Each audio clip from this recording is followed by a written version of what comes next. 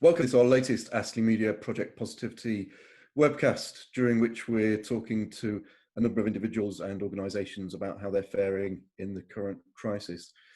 Today, I'm delighted to be joined by American writer and inspirational speaker, Tom Asacker. We caught up with Tom in Boston, where he lives, and spoke to him about why connectivity, belief, which is the subject of this best-selling book that he wrote, is more important than ever. Enjoy. Hey Tom, how you doing? Hey Mark, how are you? Yeah, good. I had a splash in the sea today, so I'm feeling invigorated. Great, great. I guess it was pretty cold out there, huh? Yeah, it woke me up. Yeah, it was pretty nippy, but yeah, it was good. It was good to get out. Good to get out. Yeah, well, we all need a little waking up. This shutdown seems to be slowing down my system a little bit. I feel tired all the time, you know? Really? Yeah. I don't know what it Yeah. is. I lost track of time. I don't know what day it is, but well, it'll be back to normal soon. Yeah. I suppose you're used to traveling a lot with all the talks you do and the work that you do. Is that all dried up pretty much at the moment, has it? Yeah, I haven't, all the live events that were scheduled out this year have been either canceled or placed on hold. So everybody's taken kind of a wait and see approach to at least that type of work, those type of events. So some of them are going online, but that's not the same thing. No. So what have you been doing with your time, Tom, in the meantime? Well, I've been doing a lot of writing. I'm working on hopefully another book. We'll see. I want to try to get across to people that this idea of living in a personal story as the protagonist in your own little narrative is really not as empowering as it appears to be. It's creating a lot of problems for this complex, dynamic world that we live in. So I released a short video a week ago to get some inputs back from people, but I'm thinking of taking that concept and blowing it out a little bit into a book. But like I said, we'll see. I've started and stopped many times on writing books. Yeah, I saw that video. It's really interesting, actually, and we'll put a link to it at the end of this chat for people to go and explore. That's great. Fascinating. Thanks. Fascinating 20 minutes or so. And speaking of books, there it is. Yeah. This all started with this exchange between you and I. Started with me revisiting this book that I read back in 2013, I think it was, when I first started my PR company. And the book really resonated with me then in terms of belief and bringing people on board and keeping people on board and people trusting you and trusting what you stand for, all those sorts of things. And I revisited the book recently, and it's resonated more than ever, really, in the current climate that we're in. So thank you for writing it, for one. Yes, thank you. That book turned out to be, and I mean, I wrote that so quickly. I researched it for a long time, but it just poured out of me. It's a short book, but it became popular. It's been published in many different languages. So a lot of people are getting the same kind of input from the book and insights from the book that you did. So I appreciate hearing that. It helps. Yeah, and for somebody like me, I like it because you can dip in and out, and you don't have to start at the beginning either. Right. So it's a great sort of reference book just to keep, if you need a little bit of inspiration, just open a page at random, and it'll be there for you. And I said to you in an email exchange we had that I think now, along with connectivity, I think belief is one of those things that people are craving most at the moment, because they've been bombarded with so many different messages, so many different worldviews. But I'm interested, Tom, as a scholar of the subject, what does belief mean to you? Well, Mark, you're absolutely right. People are really frustrated and confused by conflicting information and opinions about just about everything and everyone. So we simply don't know where to turn for information or who to believe. And so what I've discovered that we do in these types of environments, and this environment is going to be with us forever now because of the internet and the abundance of choice that we have. What we do is we turn towards the one thing that we always know that we can trust. and that's ourselves. So the word belief comes from the Middle English word leaf, which means to wish. So what a belief is a working assumption about something or someone driven by what we wish it to be. So it's our unique desires that are fueled by our identity and our assumptions about the world. That's what moves us to make particular choices. It's the most important thing that I learned about doing a deep dive into this subject is that beliefs are not driven by information, by facts, by data, by persuasion. Beliefs are driven by people's desires. So if you can understand what people desire and understand what they're feeling and what they're going through at the time, then you have an opportunity to bring those desires to life in the way that you communicate with them and you experience life with them. So that's the biggest lesson I learned about what belief is and what it means to me. Yeah, that's fascinating, and you touch on some of that in your TED talks and your book as well, and your books. And in your book, you also say what you're believing depends where you are and when. And many people will believe they're in a pretty bleak place at the moment. What would your advice be to help them reshape and shift that narrative? Yeah, it's interesting. I'll try to give like a really basic example so that people understand that what they believe is dependent upon where they are and when they are there. So context is everything. So if you went to the grocery store and you picked up some beer and you looked at the cost of the beer when you get done paying for it and it was $1 a bottle, that dollar a bottle, your belief in that price is one thing. But when you go to a restaurant and you order a bottle of beer and they charge you $7, right? Your belief is different about that same bottle of beer because the context is different. So that's what's going on right now with a lot of people is they were looking at the world through a particular lens of belief and desires prior to everything that has happened. And now they're looking at it through a completely different lens. And that what the most important thing for us to do is to try to get clarity on what that lens actually looks like. What are they feeling? What are they looking for? What do they desire? What are their fears right now? And if we can help them get to what those desires are with what we do, then we'll have a chance of actually connecting with them. But it's a difficult thing to do, to empathize with what other people are going through. But that's the very first step, is to understand them, their behaviors, their beliefs, their fears, their desires right now within this new context, because they're not the same as they used to be. Not at all. What lens are you looking through at the moment, Tom? What's your worldview right now? It's fair. It's similar to what you laid out, Mark, right in the beginning when you talked about belief and connection. And then the email exchange that we had, you said connection is really important. And when I learned that, I was actually out. I think I was out in Hollywood. I was trying to get a movie made. And it struck me doing this dance with all these different people out there, producers and writers and actors and everyone. It struck me that the way that the world really works, the social world, is you have an idea that you think can bring value to people's lives. And that idea is what draws people in. It's what impels desire. So nothing happens without at least an idea.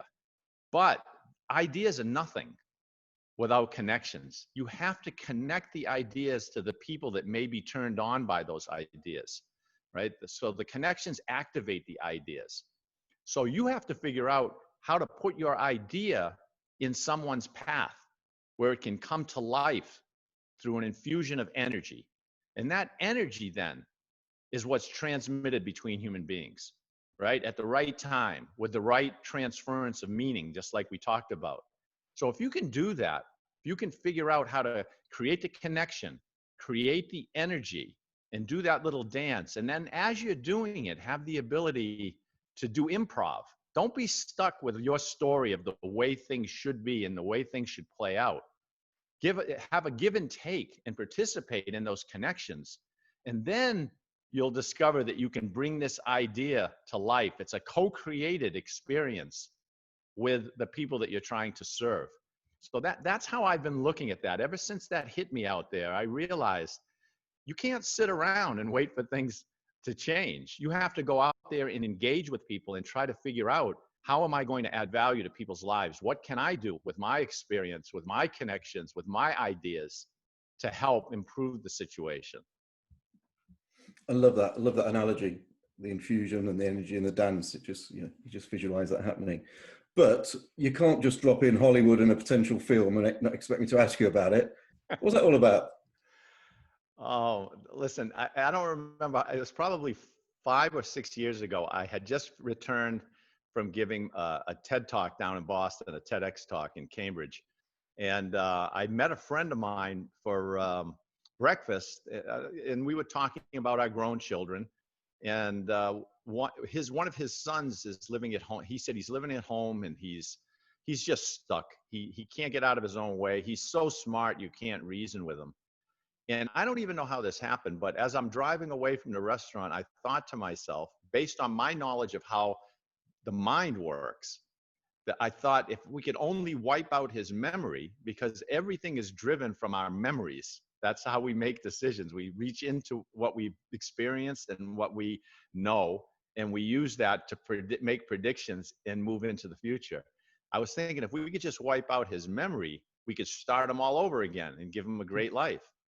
And that idea stuck with me. And so I got this crazy idea to write a screenplay for a movie about two brothers, and one of them's a slacker, and the other one is runs an animation studio where he develops characters. So he understands how it all works, character development. And his brother gets in an accident, the younger brother, and he loses his memory.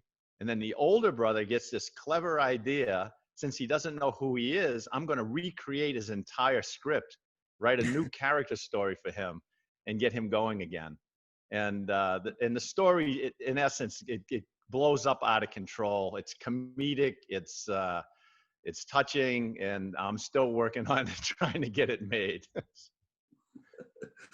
Well, all of the top Hollywood producers watch the Astley Media in conversation. There you go. See how connections work? That's exactly how they work. Yeah, hopefully we've created an energy with that little dance, and somebody will watch it, and some magic will happen.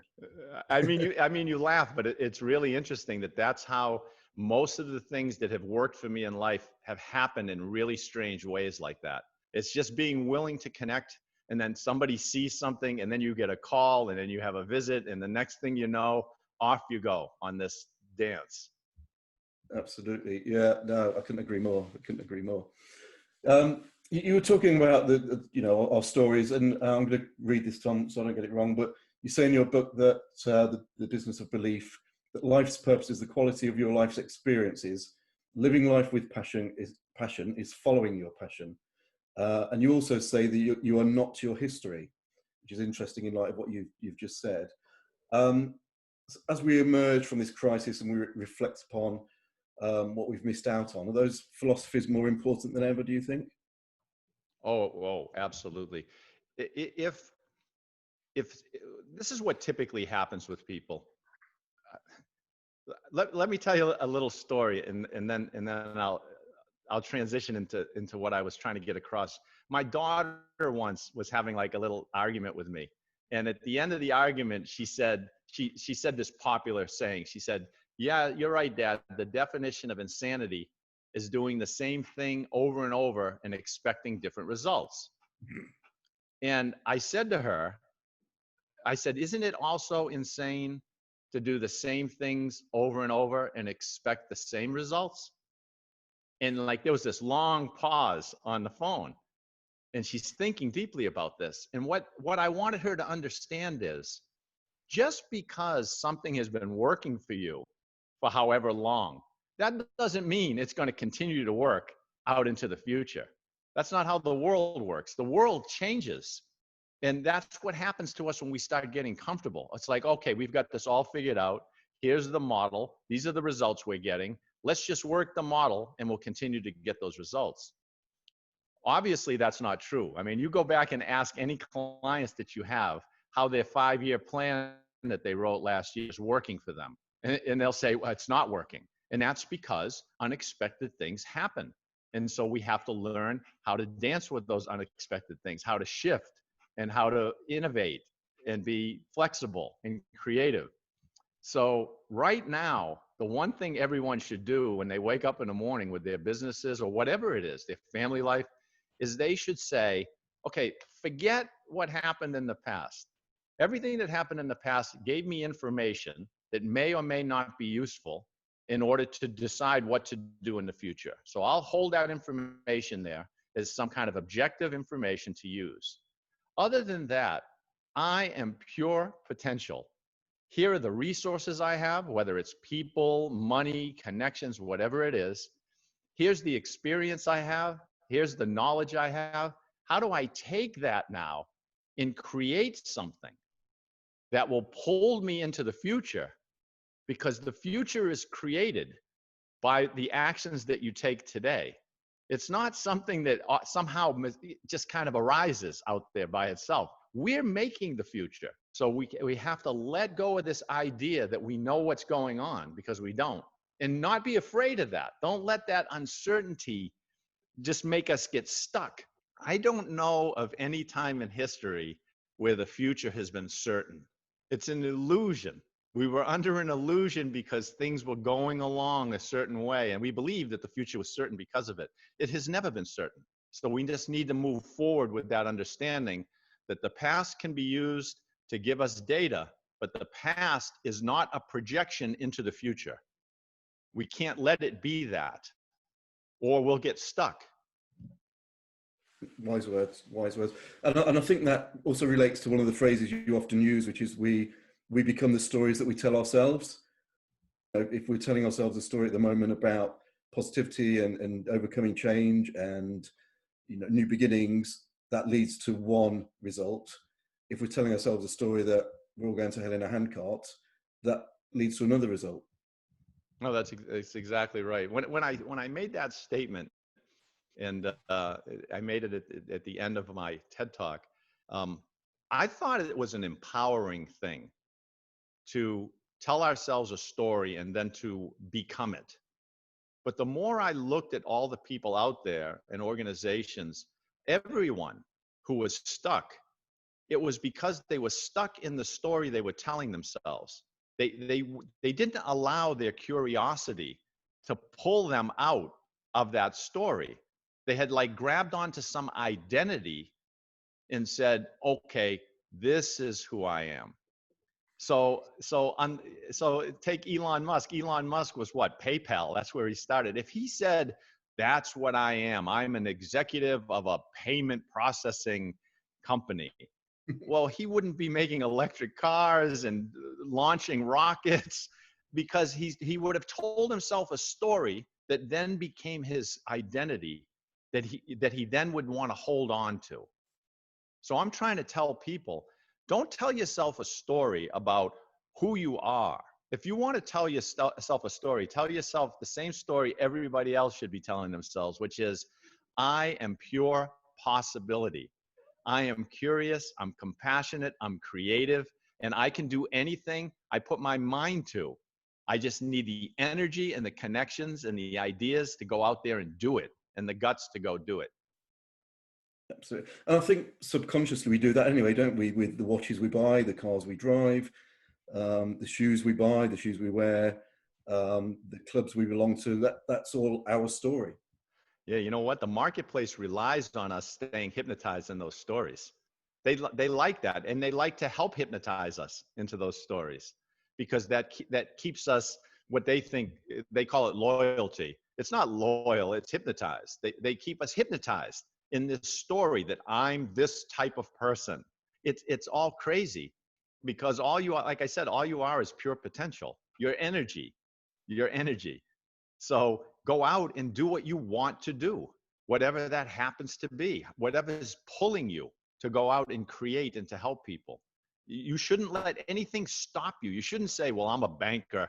What am I doing going out and doing this? What's the difference? You're not a banker. You do some banking, but you're not a banker. But we internalize these roles instead of understanding that these are temporary roles that we're just putting on and playing with like children. We take them seriously and we say, oh, this is me. It isn't you. That's the illusion. It is not you. Yeah, it's a label, it's a title, isn't it? And that's it. It's a role. It's just a game you're playing for a while. And if that game bores you, go play a different one. I love that. I feel more invigorated after that than the swim in the sea this morning, and that was very good.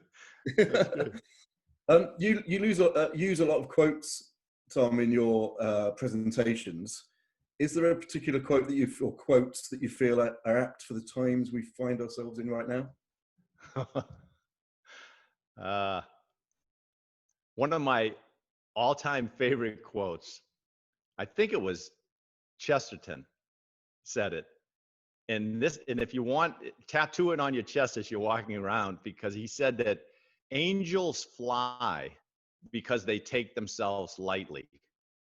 So that's what I would use now. Take yourself lightly.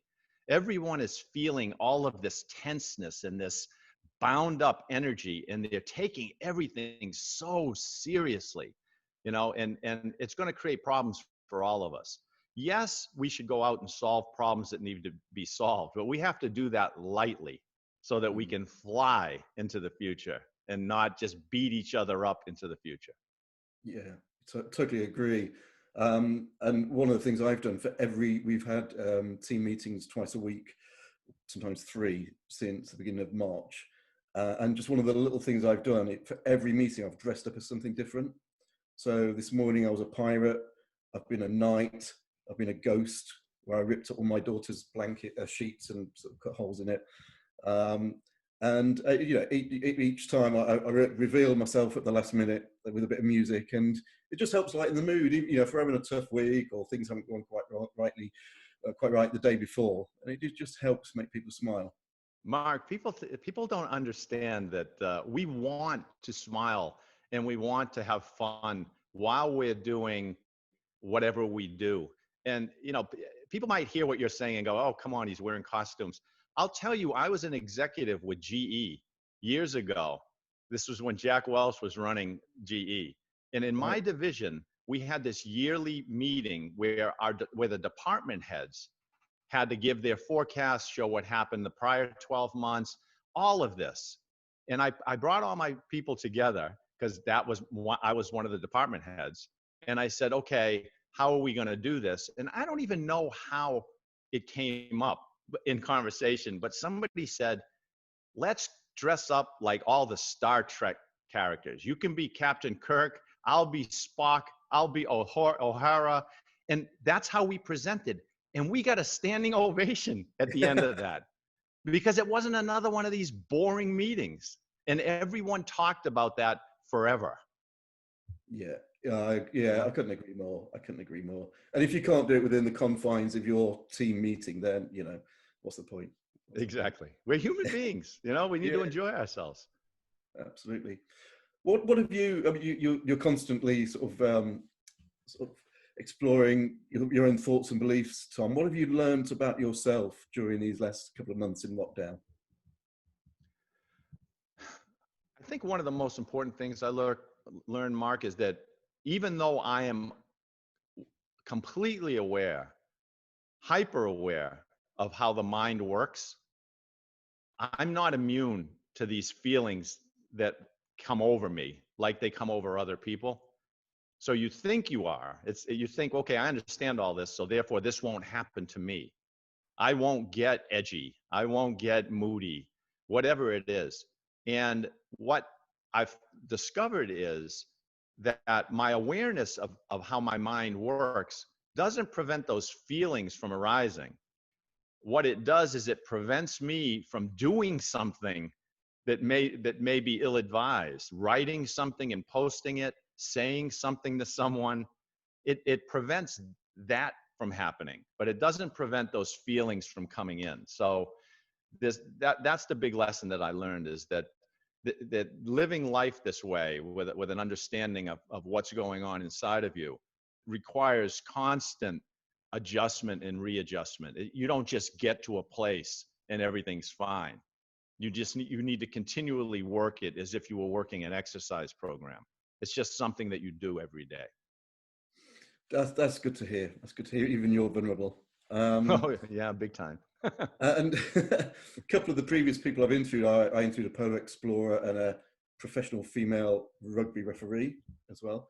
And they both said, look, it's okay to have an off day. At the moment, we're all being told we should be doing online courses, becoming a black belt in judo, amazing at cross stitch, whatever it might be. And I think there's a bit of pressure because we've got a bit more time now. We're not traveling in our cars to and from work, but most of us aren't. That we feel we should be filling that with something. And they were saying, if you don't want to, and you want an off day and you want to spend a day in your pajamas, just do it. Yeah, I mean, that philosophically, I have a particular thing that I say to people that catches them off guard in a lot of ways, and it's strange to me if you think deeply about what I say and what their reaction is. But basically, and it's true, I don't do anything I don't want to do. I just don't. I never have. You know, I've quit many jobs because I didn't want to do it anymore. I just quit. So people find that really strange. They'll say to me, are you telling me that you don't do things you don't want to do? That doesn't make any sense in the world. And then I'll say to them, are you telling me that you're doing a lot of things you don't want to do? That doesn't make sense to me. When it comes to living life, why do we do all these things that we don't want to do if we have an option? Why are we doing them? And it's because we're hypnotized. We seem to believe, either through social pressure or whatever, we should be doing that. Like you said, everybody's saying, oh, you should be doing this, you should be doing that. Listen, if you want to take a nap, take a nap. Don't feel guilty about taking a nap. It's your body telling you it wants to take a nap. And it's way more intelligent than your brain is. But you're right. We have society guilting us all the time. So you've not been learning anything new yourself then, Tom? No cross stitch or judo or anything like that yourself? No. It's difficult. I mean, I've been reading a lot, but I do oil paint, some oil painting. So I started to pick the brush up and painting again, and then I lost the urge again for that too. Actually, how I started to get back into painting was I saw a YouTube video called something like, it's over where you are, I believe. It's called The World's Greatest Portrait Artist or something. It was a British series. Yes, it was. I really enjoyed that. It was really entertaining, and it got me all worked up. I said, I'm going to start painting again, you know? And then when that video ended and I went and started mixing some paints and got the turpentine out and I stood in front of the canvas, my mind said, nah, I don't feel like painting. Oh, good. So well, I think that has a lot to do with the fact that if you're in an environment that stimulates that. So if I were in an environment where other people were painting and there was a model there and we were all, you know, enjoying ourselves and interacting, I bet you it would be brought to life again. Yeah, absolutely. And and I think in some ways that's one of the positive things that's come out of this crisis is that we now recognize that. We all took it for granted before, and just that connection with loved ones, but not only loved ones, colleagues, friends, you know, being able to walk down through a forest and not have to suddenly go 2 meters apart from somebody, just brush past them and say hello. All those things, I think we have taken for granted. You're absolutely right. And I think when people say they're tired, it's because that energy that comes from connection has been turned way down. There's no release, there's no interaction, there's nothing being stirred up. And anything it's like an animal. You take a wild animal and you put it in a cage, watch how lethargic it will get. It doesn't want to be in there. It wants to release the energy. And as social beings, The release of our energy is our interactions and connections with other human beings. Yeah, I love that. I love that, Tom. Well, look, I've kept you much longer than I said I was going to, and I could keep you for another few hours. I'm going to ask you one last question. You once did a TED talk about why TED Talks don't change people's behavior, which was a very brave subject to pick. I think it was in 2014. Yeah. That was the one you mentioned when you were talking about the Hollywood movie. What can we do to encourage people watching this to act upon some of the things that they've heard? Yeah, Mark, I'm going to tell you a little story of how that happened. I didn't go, because it, excuse me, it was very interesting. I didn't go out knocking on doors to try to give a TED Talk. Somebody had read some of my work and they contacted me and they said, would you like to come and give a TED Talk down at, and this is like one of the most famous TEDx talks is Cambridge. And I said, no, I don't think so. And the woman on the end of the phone, she was like shocked. Like, what are you talking about? People like, they're calling me every day trying to get in here. She says, what do you mean? Why don't you want to do it? And I said, I don't think these TED Talks do anything to change anyone's behavior. So I'd just be wasting my time. It's just entertainment. And there was a long pause. And she said, well, how about you come down here and you give a TED Talk on why TED Talks don't change people's behavior? And I said, you'll let me do that? And she said, sure. I said, okay, I'll do it. So that's how I ended up going down there and giving that talk. Because I didn't think she was going to let me do it, but I did it anyway. Look, we're not, Mark, what we're talking about right now might for a second stimulate somebody's energy and their inner passions, their drives. You have to move. When you feel something, you have to do something in order to keep that thing going. It's like when you went down to the water and you felt it, and that's why you went down there. But then when you got there, you had to get in the water because there was something else that was blocking you from jumping in there. How cold it was going to be or whatever it is. But once you get going, the energy self-perpetuates and it keeps you going because you're learning and you're discovering and your curiosity is coming back to life because it was dormant for a while. So I would say to people, if you feel curious about anything, don't let it just go right over your head. Stop. Go read about it. Call someone. Find out more. And then take another step and then another step. And before you know it, you're in it and you didn't even realize how you got there. You just said to yourself, wow, I was curious and now look I'm into this and I'm enjoying it. So that's what I would say is when you feel it, don't dismiss it.